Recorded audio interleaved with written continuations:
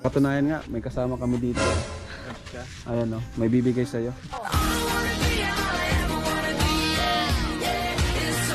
Bigay po ito ni Ma'am Jolian Moore. Ba't parang namumula ka? Hindi na. Pakilala ka muna. Kilala mo. Nandito si si Roel of Malalag. Ay, grabe. Roel of Malalag, anong masasabi mo? Good morning. Rom, sa buhay nila. Siyempre, napanood mo rin yung video. Napanood ko, pati kay yung nakascout sa kanila, pang kanilang best para ma-provide sa kanila yung para po sa kanila, para matulungan. At sa inyo, nag-aaral pa sila, di ba? Bata. Pagpatuloy niyo lang yung pag-aaral, no? Meron po. Ay, may kalaban si... Hindi naman ito sila. Anong mas... Kilala si Insan Roel. Bago mo makilala si Insan Roel, may iba ka bang crush? Meron po. Meron.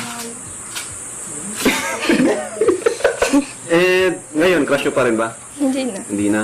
And ano yung bagay na kumbaga, paano natalo ni Roel yun? Natanggal, paano Sa natanggal? pagiging consistent po. Normal yan sa matubang, consistent, saka makulit. Makulit ba? Sobra. Sabi ko na, tatak matubang yan, makulit. Tapos tatak matubang, tapos walang absent.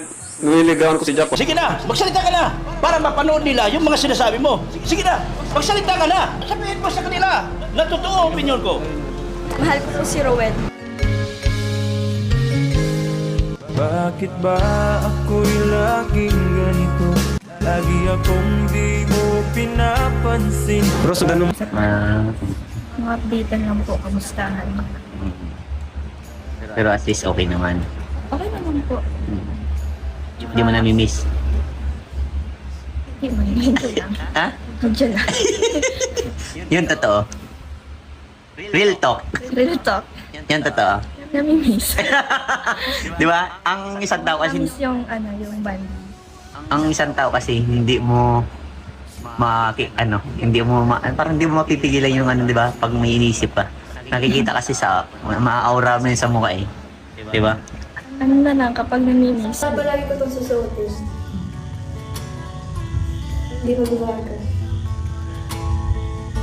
Ang pag-uwag ko sa'yo ka. I'm so happy. Sayang wala hindi maganda ang cellphone.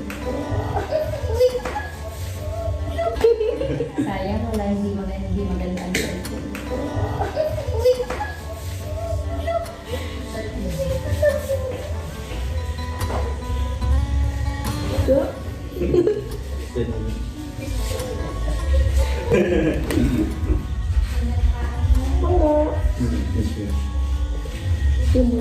May isang helmet lang doon.